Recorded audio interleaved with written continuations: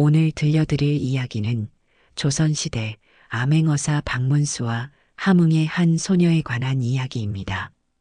박문수라는 이름은 많은 분들께서 한 번쯤 들어보셨을 것입니다.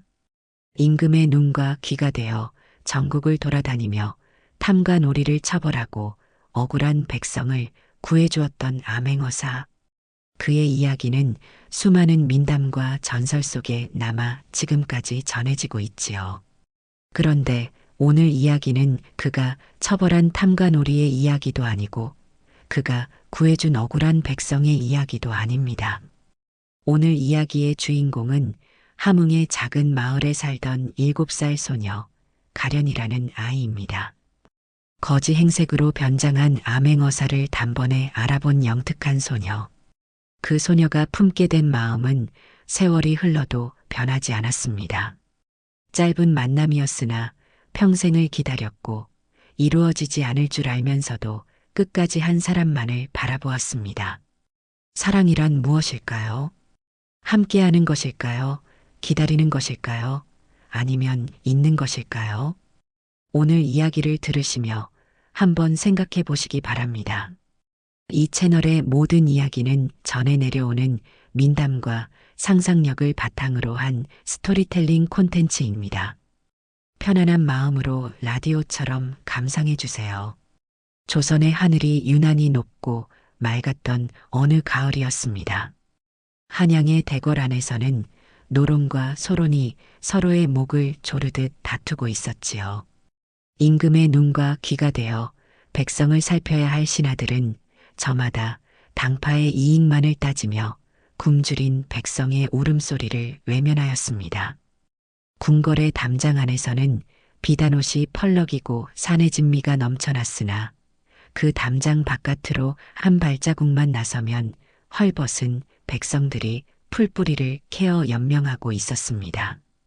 세상이란 참으로 기이한 것이어서 높은 곳에 있는 자들은 낮은 곳의 고통을 알지 못하고 낮은 곳에 있는 자들은 높은 곳을 원망하며 하루하루를 버텨내야 했습니다. 그 무렵 영조 임금께서는 한 사내를 몰래 불러들이셨습니다. 이름은 박문수, 자는 성보라 하였지요. 그는 비록 노론의 집안에서 태어났으나 소론과도 거리낌 없이 어울렸고 당파의 이익보다는 오직 나라와 백성만을 생각하는 드문 인물이었습니다. 어릴 적부터 책을 가까이 하여 학문이 깊었고 활을 쏘면 백발백중이었으며 무엇보다 백성의 아픔을 제 아픔처럼 여기는 따뜻한 가슴을 지니고 있었습니다. 영조 임금께서 박문수를 바라보시며 낮은 목소리로 말씀하셨습니다. 경은 북관으로 가시오. 함경도의 관리들이 백성을 들볶는다는 말이 파다하오. 내 귀로 직접 듣고 내 눈으로 직접 보아야 하겠으니 경이 나의 귀와 눈이 되어 주시오. 박문수는 깊이 고개를 숙이고 명을 받들었습니다. 그는 품속에 암행어사의 마패를 깊이 감추고 남루한 거지의 옷으로 갈아입었습니다. 얼굴에는 검댕을 칠하여 때가 찌든 것처럼 보이게 하였고 머리는 일부러 헝클어뜨려 산발로 흐트러뜨렸습니다. 손에는 낡아서 갈라진 지팡이를 쥐고 등에는 헤어진 보따리를 메었습니다. 그 모습은 누가 보아도 길가를 떠도는 거지에 지나지 않았습니다.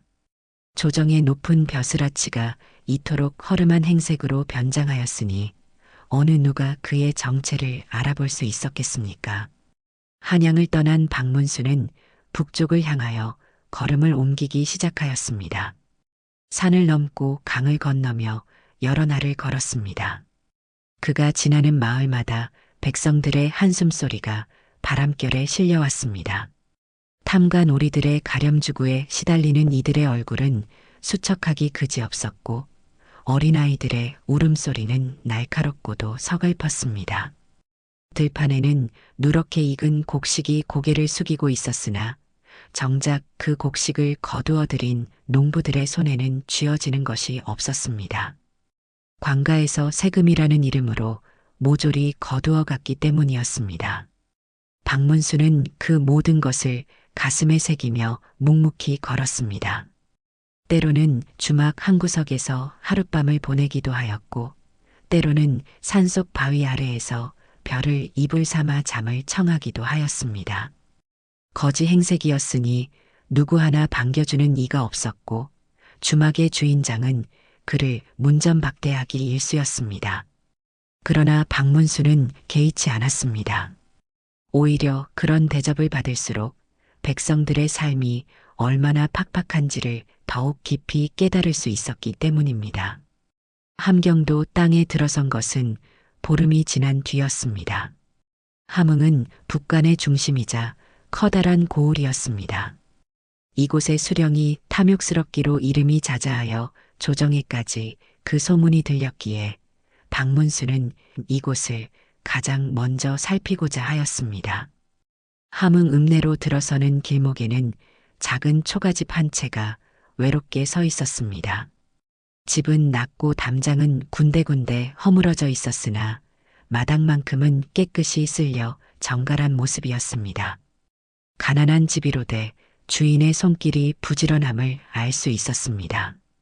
박문수가 그 초가집 앞을 지나칠 때였습니다. 집안에서 어린 계집아이 하나가 종종 걸음으로 뛰어나왔습니다. 나이는 7살쯤 되어 보였습니다. 머리는 단정하게 따아 올렸고 옷은 비록 남루하였으나 깨끗이 빨아 정갈하게 입고 있었습니다. 아이의 눈은 맑은 샘물처럼 투명하였고 볼에는 복숭아빛 홍조가 어려 있었습니다. 아이가 박문수를 보더니 작은 고개를 갸웃거렸습니다. 그리고는 조심스레 다가와 물었습니다. 어르신, 어디서 오셨습니까? 박문수는 일부러 목소리를 굵게 하여 대답하였습니다. 한양에서 왔다. 길을 잃고 헤매다가 이곳까지 흘러들었구나. 아이는 박문수의 얼굴을 한참 들여다보았습니다. 그러고는 그의 손을 바라보았습니다. 거지의 옷을 입었으나 그 손은 달랐습니다. 손등의 살결이 곱고 손가락의 마디가 길었습니다. 그것은 분명히 붓을 쥐고 글을 쓰는 선비의 손이었습니다. 또한 그가 서 있는 자세도 비록 일부러 구부정하게 하였으나 어딘가 품위가 서려 있었습니다. 세상에 7살밖에 안 된 어린아이가 그토록 날카로운 눈을 가지고 있을 줄이야. 아이가 박문수에게 조용히 말하였습니다. 어르신의 손은 거지의 손이 아닙니다. 어르신의 눈빛도 떠돌이의 눈빛이 아닙니다. 박문수는 속으로 크게 놀랐습니다. 7살 아이의 눈이 이처럼 날카로울 줄은 꿈에도 몰랐습니다. 수많은 마을을 지나오면서 누구 하나 알아보지 못하였는데 이 어린 계집아이가 단박에 알아차린 것이었습니다. 그는 침착하게 다시 물었습니다. 그렇다면 내가 누구로 보이느냐? 아이는 잠시 생각하더니 조심스럽게 말하였습니다. 어르신은 높은 분이십니다.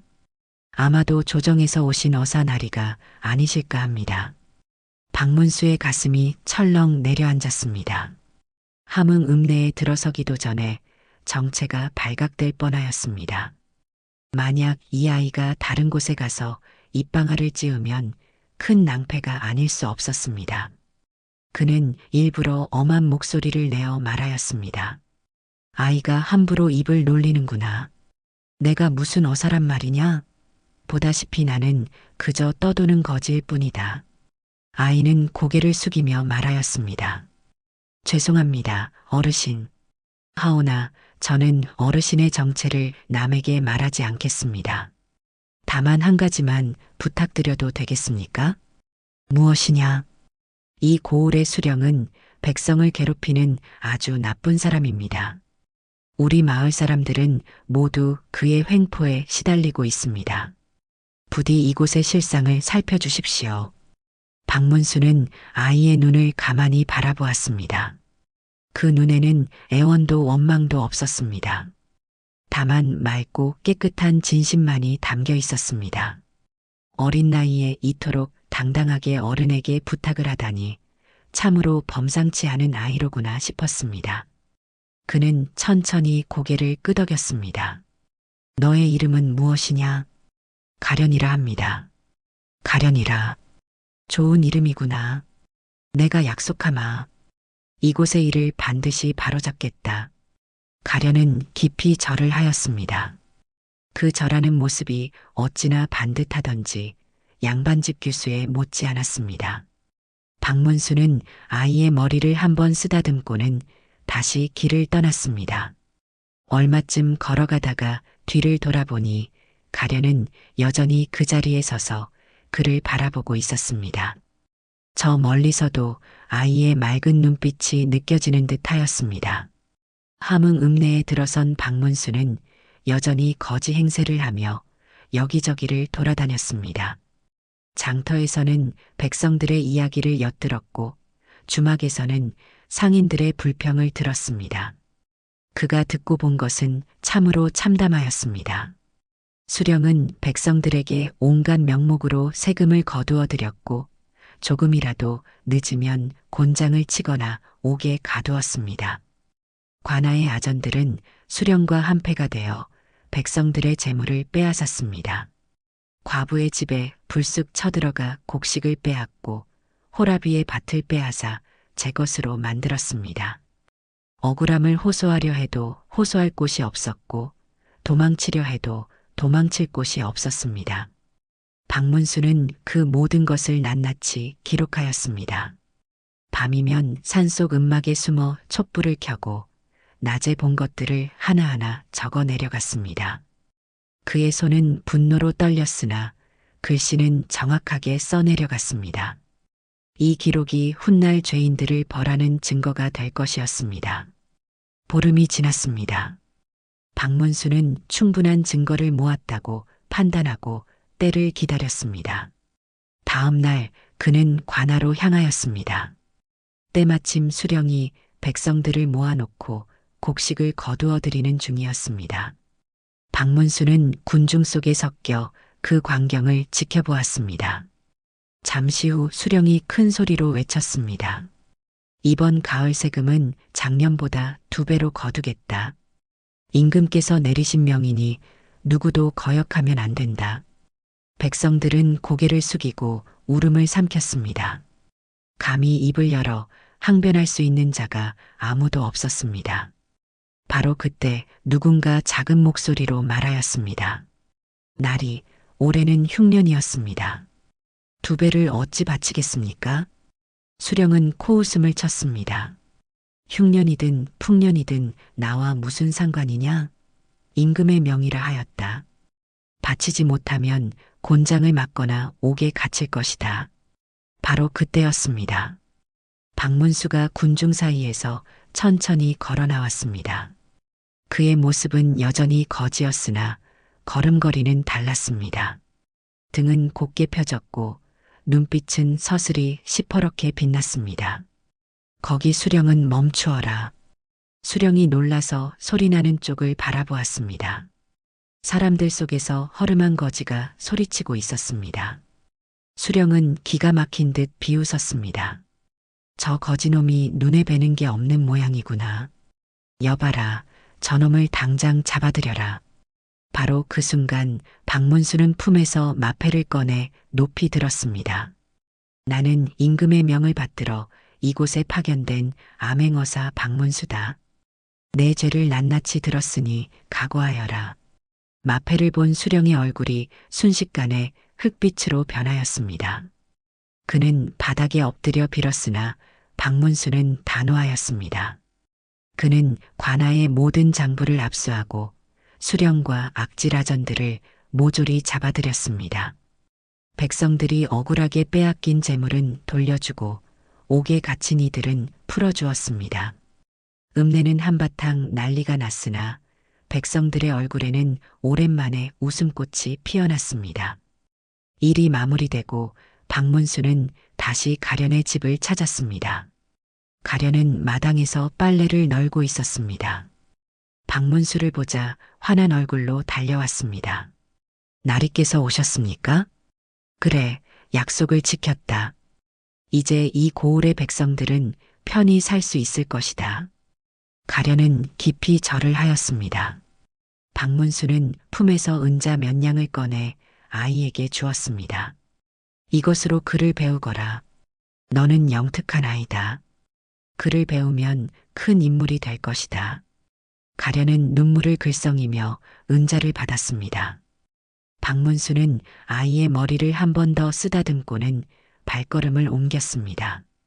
가련은 그가 보이지 않을 때까지 그 자리에 서서 손을 흔들었습니다. 박문수는 몇 번이고 뒤를 돌아보았습니다. 가련의 작은 모습이 점점 작아지다가 마침내 아물아물 사라졌습니다. 박문수는 다시 한양으로 돌아갔습니다. 영조 임금께서는 그의 보고를 듣고 크게 기뻐하시며 함흥의 수령을 파직시키고 머나먼 섬으로 유배 보내셨습니다. 그리고 박문수에게는 다시 조정의 중책을 맡기셨습니다. 세월이 흘렀습니다. 가련의 얼굴은 어렴풋이 희미해져 갔으나 그 맑은 눈빛만은 박문수의 가슴 한구석에 오래도록 남아 있었습니다. 가련은 박문수가 준 은자로 글을 배우기 시작하였습니다. 마을의 훈장은 처음에 계집아이에게 글을 가르치는 것을 탐탁지 않게 여겼습니다. 여자가 글을 배워서 무엇에 쓰겠느냐고 핀잔을 주기도 하였습니다.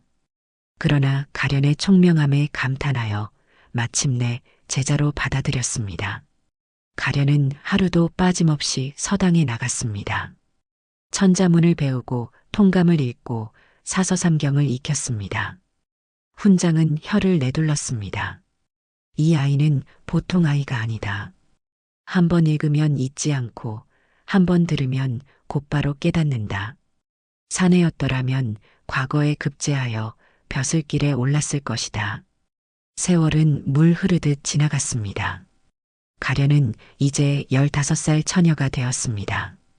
마을의 총각들은 가련을 흠모하였습니다.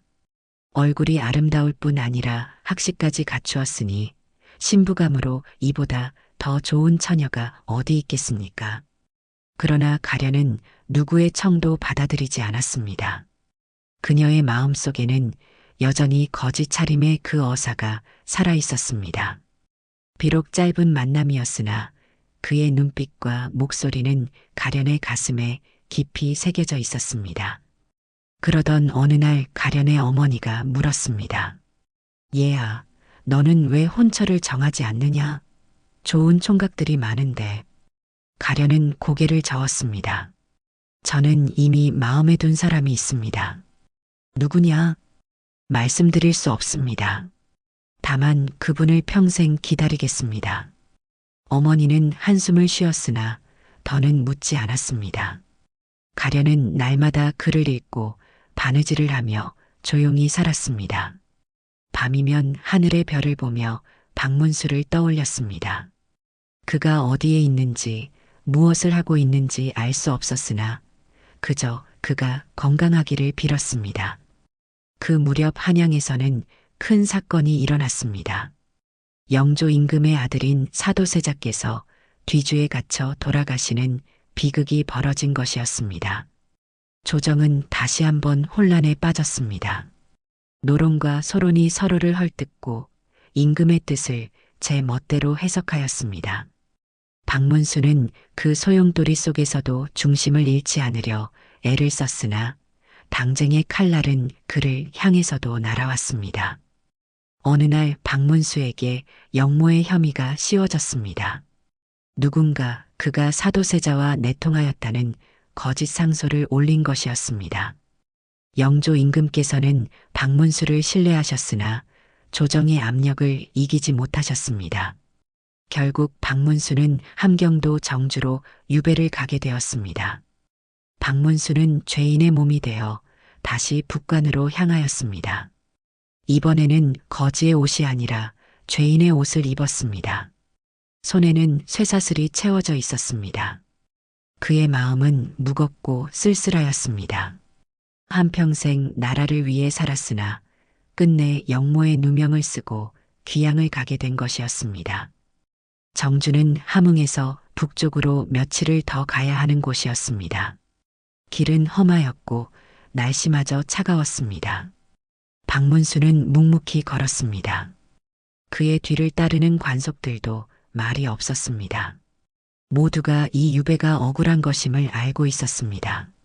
정주에 도착한 박문수는 작은 초가집 한 채를 배정받았습니다. 집은 낡고 추웠으나 그는 불평하지 않았습니다. 그날 이후 박문수는 날마다 책을 읽고 글을 쓰며 시간을 보냈습니다. 조정에서 언젠가는 진실이 밝혀지리라 믿었습니다. 어느 날 저녁 문 두드리는 소리가 들렸습니다. 박문수가 문을 열자 한 여인이 서 있었습니다. 나이는 20살쯤 되어 보였습니다. 얼굴은 아름다웠고 눈은 맑았습니다. 그녀는 박문수를 보더니 깊이 절을 하였습니다. 나리, 저를 기억하십니까? 박문수는 여인의 얼굴을 자세히 들여다보았습니다. 어디선가 본 듯한 느낌이었으나 확신할 수 없었습니다. 여인이 조용히 말하였습니다. 저는 함흥에 사는 가련입니다. 어린 시절 나리를 배웠습니다. 박문수의 눈이 커졌습니다. 그 7살 아이가 이토록 아름다운 여인이 되어 있다니. 그는 감회에 젖어 말하였습니다. 가련이구나. 그래, 기억한다. 그때 내가 나의 정체를 알아보았지. 그런데 어찌 이 먼 곳까지 왔느냐? 가련이 대답하였습니다. 나리께서 이곳에 유배 오셨다는 소식을 들었습니다. 저는 나리의 은혜를 잊지 못하였습니다. 그래서 이곳까지 찾아왔습니다. 박문수는 마음이 뭉클하였습니다. 10여 년 전에 잠깐 스쳐 지나간 인연을 이토록 소중히 여기는 여인이 있다니. 그는 가련을 안으로 들였습니다. 들어오너라. 그런데 너의 어머님은 잘 계시느냐? 어머니께서는 작년에 돌아가셨습니다. 이제 저는 혼자입니다. 박문수는 안타까운 마음에 고개를 끄덕였습니다. 가련은 품에서 작은 보따리를 꺼냈습니다. 나리께서 굶주리실까 염려되어 이것을 가져왔습니다. 보따리 안에는 떡과 마른 반찬이 들어 있었습니다. 박문수는 사양하려 하였으나 가련의 눈빛이 간절하여 받을 수밖에 없었습니다. 그날 이후 가련은 자주 박문수를 찾아왔습니다. 때로는 음식을 가져오고 때로는 옷을 가져왔습니다. 박문수는 처음에는 사양하였으나 가련의 정성을 거절할 수 없었습니다. 어느 날 두 사람은 오랜만에 지난 이야기들을 나누었습니다. 가련은 그동안 배운 글을 박문수에게 들려주었고 박문수는 가련의 총명함에 감탄하였습니다. 내가 이토록 학문을 닦았다니 기특하구나. 계집으로 태어났으되 선비 못지않은 학식을 쌓았구나. 가련은 수줍게 웃었습니다. 모두 나리께서 주신 은자 덕분입니다. 그 은자가 아니었다면 저는 글을 배울 수 없었을 것입니다. 박문수는 가만히 가련을 바라보았습니다. 그녀의 눈에는 청순함과 동시에 깊은 지혜가 담겨 있었습니다. 박문수는 문득 물었습니다. 가련아, 너는 아직 혼처를 정하지 않았느냐? 가련은 고개를 저었습니다. 아직이옵니다. 무슨 까닭이냐? 너 같은 여인이라면 좋은 혼처가 많았을 텐데. 가련은 잠시 침묵하였습니다. 그러고는 조용히 말하였습니다. 저는 이미 마음에 둔 사람이 있습니다. 박문수는 그 말에 가슴이 철렁하였습니다. 어쩌면 그 사람이 자신일지도 모른다는 생각이 들었습니다. 그러나 그는 그 생각을 애써 떨쳐냈습니다.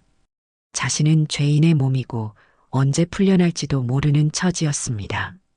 가련 같은 여인에게 짐이 될 수는 없었습니다. 그 사람이 누구냐? 가련은 대답 대신 슬픈 미소만 지었습니다. 그런 가련의 모습을 보고 박문수는 더 이상 묻지 않았습니다. 계절은 지나고 겨울이 다가왔습니다. 정주의 겨울은 매섭고 혹독하였습니다. 바람은 뼈를 내는 듯 차갑고 눈은 허리까지 쌓였습니다. 박문수의 초가집은 너무 추워서 밤에는 잠을 이루기 어려웠습니다. 가련은 그런 박문수를 위해 소못을 지어왔습니다. 또한 두꺼운 이불과 화로도 가져왔습니다. 날이 이것으로 추위를 견디십시오. 박문수는 가련의 손을 보았습니다. 손은 바늘에 찔려 상처투성이었습니다. 밤을 새워 옷을 지은 것이 분명하였습니다. 그는 목이 메어 말하였습니다. 가련아, 고맙구나. 그런데 너는 어디서 지내느냐? 마을 어귀에 작은 방을 얻어 지냅니다. 혼자 지내기 외롭지 않느냐? 가련은 고개를 저었습니다. 나리를 뵐 수 있으니 외롭지 않습니다. 박문수는 더 이상 말을 잇지 못하였습니다. 박문수는 가련의 마음을 이제는 알 수 있었습니다. 그녀는 자신을 사랑하고 있었습니다. 그러나 박문수는 그 마음을 받아들일 수 없었습니다. 자신은 늙었고 죄인이며 언제 죽을지 모르는 몸이었습니다. 가련의 인생을 망칠 수는 없었습니다. 가련아, 예, 나리, 너는 이곳을 떠나거라. 함흥으로 돌아가서 좋은 남편을 만나 행복하게 살아라. 나 같은 죄인과 함께 있으면 내 인생만 불행해진다. 가련의 눈에 눈물이 고였습니다. 나리, 저는 나리를 떠날 수 없습니다. 왜냐? 제 마음이 나리께 있기 때문입니다. 박문수는 가슴이 저려왔습니다. 그는 엄한 목소리로 말하였습니다. 안 된다. 나는 너를 받아들일 수 없다. 너는 아직 젊고 앞날이 창창하다. 나 같은 늙은이와 함께 있어서는 안 된다. 가련은 눈물을 닦으며 말하였습니다. 나리께서 저를 받아주시든 아니하시든 저는 나리만을 섬기겠습니다. 이것이 제 마음이고 제 선택입니다. 박문수는 더 이상 말할 수 없었습니다. 가련의 결심이 너무나 단단하였기 때문이었습니다. 그는 한숨을 쉬며 고개를 끄덕였습니다. 그렇다면 내 뜻대로 하여라. 하지만 나는 너에게 아무것도 약속할 수 없다. 가련은 환하게 웃었습니다. 나리께서 제 곁에 계시는 것만으로도 충분합니다. 그날 이후 가련은 박문수의 유배지 근처에서 살았습니다. 그녀는 날마다 박문수를 찾아와 그를 돌보았습니다. 밥을 지어주고 옷을 빨아주고 집을 청소해 주었습니다. 박문수는 처음에는 불편해하였으나 점점 익숙해졌습니다. 가련과 함께 있으면 마음이 편안하였습니다. 어느 날 저녁 두 사람은 마당에 앉아 달을 보고 있었습니다. 가련이 조용히 물었습니다. 나리, 억울하지 않으십니까? 박문수는 고개를 저었습니다. 억울하다. 하지만 세상 일이란 원래 그런 것이다. 진실은 언젠가 밝혀지리라 믿는다. 그때까지 견디실 수 있으십니까? 견딜 수밖에 없다. 가련은 잠시 생각하더니 말하였습니다. 나리께 한 가지 들려드리고 싶은 글이 있습니다. 무엇이냐? 가련은 맑은 목소리로 제갈량의 출사표를 읊기 시작하였습니다. 신은 본래 한미한 백성으로 남양에서 밭을 갈며 난세의 목숨을 보전하고자 하였으며 제후에게 문달되고자 하지 않았습니다. 선제께서 신의 비천함을 돌아보지 않으시고 몸을 낮추시어 신의 초려를 3번이나 찾아주셨습니다. 신에게 당세의 일을 물으시니 신은 감격하여 선제를 위해 몸을 바쳤습니다. 가련의 목소리는 또렷하고 단정하였습니다. 밤하늘의 별빛 아래에서 그녀가 읊는 출사표는 박문수의 가슴에 깊이 스며들었습니다. 가련은 계속하였습니다. 후에 군대가 패하여 위급한 때를 당하였으나 신은 끝내 선제를 저버리지 않았습니다. 선제께서 돌아가실 때 저에게 후사를 맡기셨으니 신은 죽을 때까지 충성을 다할 것입니다. 가련의 목소리가 멈추었습니다. 박문수는 한참을 말없이 하늘을 바라보았습니다. 뜨거운 눈물이 눈가에 맺혔습니다. 제갈량이 유비를 향한 마음과 자신이 영조 임금을 향한 마음이 무엇이 다르겠습니까? 그는 평생을 나라를 위해 살았으나 끝내 역적으로 몰렸습니다. 그러나 가련은 그런 자신을 이해하고 위로하고 있었습니다. 가련아, 고맙다. 내가 나를 이해해주니 마음이 한결 가벼워진다. 가련은 고개를 숙였습니다. 나리께서는 제갈량보다 더 훌륭하신 분입니다. 언젠가 세상이 나리의 충절을 알게 될 것입니다. 두 사람은 그날 밤 오래도록 앉아 달을 보았습니다. 말은 많지 않았으나 마음은 깊이 통하였습니다. 겨울이 지나고 봄이 왔습니다. 얼었던 땅이 녹고 새싹이 돋아났습니다. 가련은 박문수의 집 마당에 채소를 심었습니다. 상추와 깻잎과 고추를 심었습니다. 박문수는 가련이 밭을 가꾸는 모습을 바라보며 생각하였습니다. 이 여인은 참으로 현숙하다. 집안일을 다 해낼 뿐 아니라 학문도 깊고 마음씨도 곱다. 만약 자신이 죄인이 아니었다면, 만약 자신이 좀 더 젊었다면 이 여인을 아내로 맞이하고 싶었을 것이다. 그러나 모든 것은 이미 늦었다. 그해 여름 한양에서 소식이 왔습니다. 영조 임금께서 박문수를 용서하시고 다시 불러들이기로 하셨다는 것이었습니다. 조정에서 박문수의 무고함을 밝히는 이들이 나타났고 영조 임금께서는 진실을 알게 되셨습니다. 박문수는 유배에서 풀려나 다시 조정으로 돌아가게 되었습니다. 가련은 그 소식을 듣고 기뻐하였습니다. 나리, 축하드립니다. 이제 나리의 억울함이 풀렸습니다. 박문수는 복잡한 표정으로 가련을 바라보았습니다. 가련아, 나는 이제 한양으로 돌아가야 한다. 가련은 고개를 끄덕였습니다. 알고 있습니다. 너는 어찌할 것이냐? 가련은 잠시 침묵하였습니다. 그러고는 조용히 말하였습니다. 저는 이곳에 남겠습니다. 박문수는 놀라 물었습니다. 왜냐? 함흥으로 돌아가지 않겠단 말이냐? 가련은 고개를 저었습니다. 저는 나리를 기다리겠습니다. 나리께서 언젠가 다시 이곳에 오실 날을 기다리겠습니다. 박문수는 가슴이 먹먹하였습니다. 그는 가련의 손을 잡았습니다. 가련아, 나는 다시 이곳에 오지 못할 것이다. 나는 조정으로 돌아가면 바쁜 나날을 보낼 것이고 다시 북간에 올 일은 없을 것이다. 너는 나를 잊고 새로운 삶을 살아야 한다. 가련은 눈물을 흘리며 말하였습니다. 저는 나리를 잊을 수 없습니다. 나리께서 저를 찾아오시든 아니하시든 저는 이곳에서 나리를 기다리겠습니다. 이것이 제 마음입니다. 박문수는 더 이상 말할 수 없었습니다. 그는 가련을 끌어안았습니다. 가련은 부끄러운 듯 고개를 돌리며 속삭였습니다. 나리, 부디 몸 건강하셔야 합니다. 절대 아프시면 아니 됩니다. 가련의 눈물이 박문수의 가슴에 흘러내렸습니다. 두 사람은 한참을 그렇게 서 있었습니다. 바람이 불어왔고 나뭇잎이 흔들렸습니다. 며칠 후 박문수는 정주를 떠날 채비를 하고 길을 나섰습니다. 가련은 마을 어귀까지 배웅을 나왔습니다. 박문수는 말 위에서 뒤를 몇 번이나 돌아보았습니다. 가련은 그곳에 서서 손을 흔들고 있었습니다. 박문수는 말을 돌려 가련에게 마지막 말을 하였습니다. 가련아, 건강하게 살 거라. 나는 너를 잊지 않겠다. 가련은 눈물을 닦으며 대답하였습니다. 나리, 부디 안녕히 가십시오.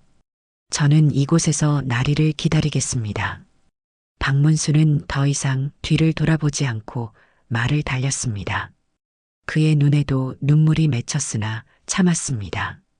가련의 모습은 점점 작아지다가 마침내 사라졌습니다. 박문수는 한양으로 돌아갔습니다. 영조 임금께서는 그를 반갑게 맞이하시고 다시 중요한 직책을 맡기셨습니다. 박문수는 이전처럼 열심히 일하였습니다. 하지만 마음 한구석에는 늘 가련이 자리하고 있었습니다. 밤이면 정주의 작은 초가집을 떠올렸고 가련의 목소리를 떠올렸습니다. 그러나 그는 다시 정주로 갈 수 없었습니다.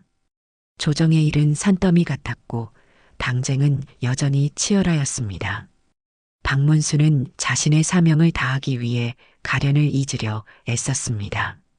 봄이 오고 가을이 오고 겨울이 오고 또 여름이 왔습니다. 세월은 그렇게 흘러 강산이 몇 번이나 바뀌었습니다. 그러한 세월 속에 박문수도 나이가 들어 백발이 성성하였습니다. 건강도 예전 같지 않았습니다. 그는 여러 차례 가련에게 편지를 쓰려 하였으나 끝내 쓰지 못하였습니다. 무슨 말을 해야 할지 알 수 없었습니다. 자신은 가련에게 아무것도 약속하지 못하였고 아무것도 해준 것이 없었습니다. 그저 가련의 청춘을 낭비하게 만들었을 뿐이었습니다. 그러던 어느 날 함경도에서 온 상인이 박문수를 찾아왔습니다. 상인은 박문수에게 작은 편지 한 통을 전하였습니다. 편지는 가련이 쓴 것이었습니다. 박문수는 떨리는 손으로 편지를 펼쳤습니다. 편지에는 이렇게 적혀 있었습니다. 나리께 안녕하신지요? 저는 여전히 정주에서 나리를 기다리고 있습니다. 나리께서 오시지 않아도 괜찮습니다. 저는 다만 나리께서 건강하시고 행복하시기를 빕니다. 나리를 사랑한 것은 제 선택이고 나리를 기다리는 것도 제 선택입니다. 후회하지 않습니다. 부디 몸 건강히 지내십시오. 가련 올림. 박문수는 편지를 읽으며 눈물을 흘렸습니다. 그는 상인에게 물었습니다.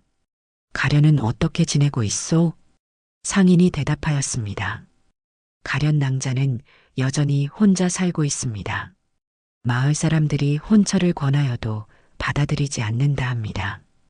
그저 작은 집에서 혼자 글을 읽고 바느질을 하며 살고 있습니다. 박문수는 가슴이 찢어지는 듯 하였습니다. 가련은 자신 때문에 평생을 혼자 살고 있었습니다.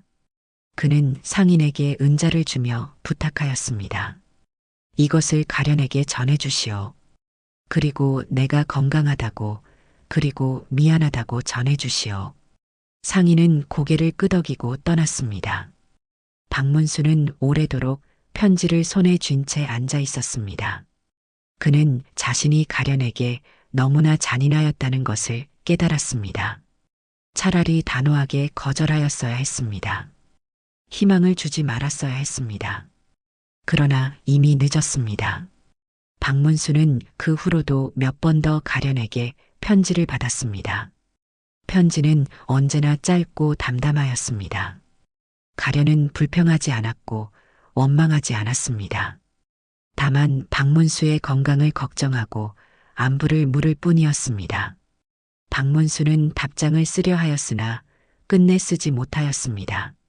무슨 말을 써야 할지 알 수 없었습니다. 세월은 더 흘렀습니다. 박문수는 이제 70이 넘었습니다. 그는 관직에서 물러나 집에서 조용히 지냈습니다. 자손들이 찾아와 문안을 드렸고 옛 친구들이 찾아와 이야기를 나누었습니다.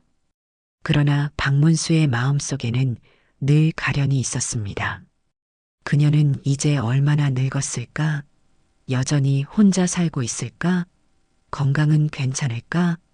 그해 겨울, 박문수는 병이 들고 말았습니다. 오랜 세월 몸을 혹사하며 일한 탓이었습니다.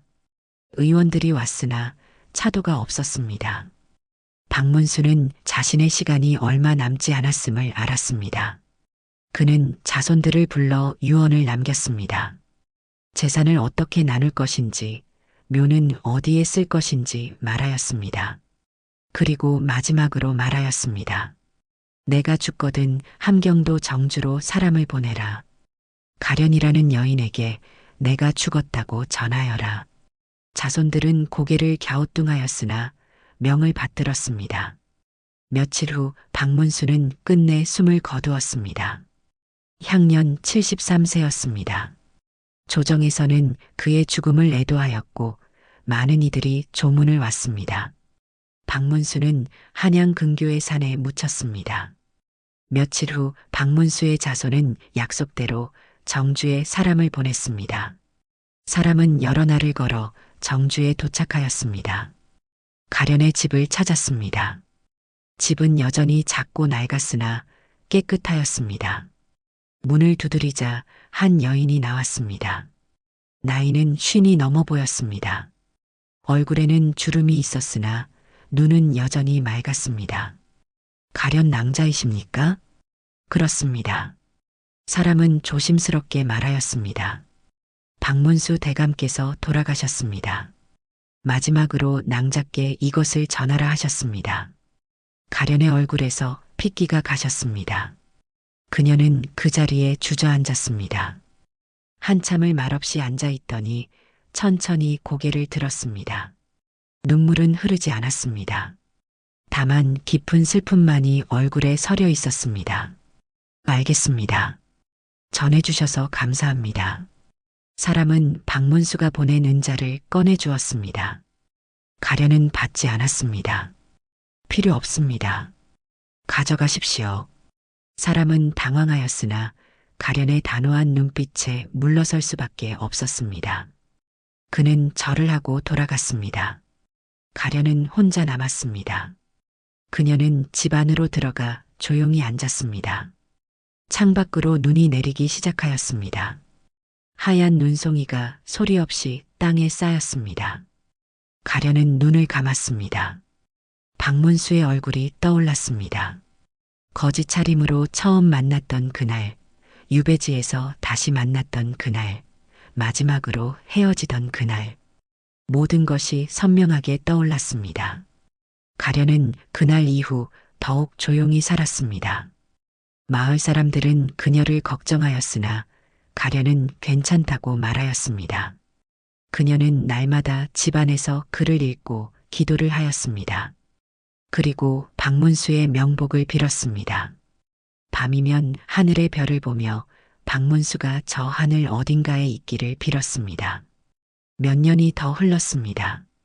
가련은 예순이 되었고 건강도 나빠지기 시작하였습니다. 기침이 잦아지고 며칠 동안 아무것도 먹지 못할 때도 있었습니다. 의원이 와서 보았으나 별 도리가 없었습니다. 가련은 자신의 시간이 얼마 남지 않았음을 알았습니다. 그녀는 이웃에게 부탁하였습니다. 제가 죽거든 마을 어귀길가에 묻어주십시오. 그리고 작은 비석 하나만 세워주십시오. 이웃이 물었습니다. 비석에 무엇이라 새기면 되겠습니까? 가련은 잠시 생각하더니 말하였습니다. 북간열려 가련지묘라고 새겨주십시오. 그해 겨울, 가련은 조용히 숨을 거두었습니다. 마을 사람들은 그녀의 유언대로 마을 어귀길가에 묻었습니다. 그리고 작은 비석을 세웠습니다. 비석에는 이렇게 새겨져 있었습니다. 북간열려 가련지며. 비석은 길가에 외롭게 서 있었습니다. 지나가는 나그네들이 가끔 비석을 보며 고개를 갸우뚱하였습니다. 북간에 열려라니 어떤 여인이었을까? 그러나 아무도 그 이야기를 알지 못하였습니다. 세월이 흘렀습니다. 비석은 바람에 깎이고 눈에 묻혔습니다.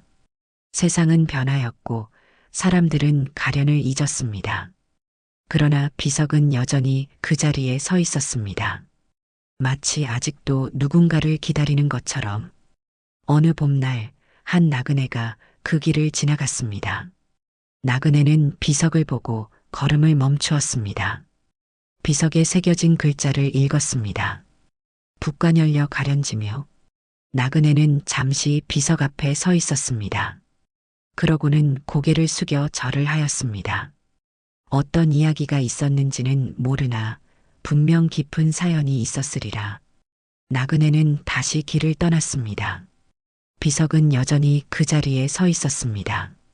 봄이 오고 여름이 오고 가을이 오고 겨울이 왔습니다. 세월은 흘렀으나 비석은 움직이지 않았습니다. 가련은 끝내 박문수를 기다렸고 끝내 그를 잊지 않았습니다. 그녀의 사랑은 이루어지지 않았으나 변하지 않았습니다. 그녀의 마음은 끝까지 한 사람만을 향하였습니다. 사람들은 말합니다. 사랑이란 무엇인가? 사랑이란 함께하는 것인가? 기다리는 것인가? 있는 것인가? 아무도 알 수 없습니다. 다만 가련은 자신의 방식으로 사랑하였습니다. 만나지 못하여도, 함께하지 못하여도 그저 한 사람을 마음에 품고 살았습니다. 그것이 옳은 것인지 그른 것인지는 아무도 판단할 수 없습니다. 세상은 여전히 돌아갑니다. 사람들은 태어나고 죽습니다. 사랑하고 헤어집니다. 만나고 이별합니다. 그 모든 것이 더덥고 허무합니다. 그러나 그 속에서도 어떤 이들은 자신만의 방식으로 살아갑니다. 가련처럼 비석은 오늘도 길가에 서 있습니다. 바람이 불고 눈이 내려도 움직이지 않습니다. 그 비석 아래 가련이 잠들어 있습니다. 그녀의 꿈속에는 아직도 박문수가 있을 것입니다. 처음 만났던 그날의 모습으로 길은 여전히 이어집니다. 이 이야기는 오래전부터 전해 내려오던 이야기 중 하나를 바탕으로 재구성한 것입니다. 오늘도 들어주셔서 감사합니다. 이 이야기가 오늘 밤 마음에 남으셨다면 재밌는 이야기를 계속 전해드릴 수 있도록 구독과 좋아요로 조용히 응원해 주시면 감사하겠습니다.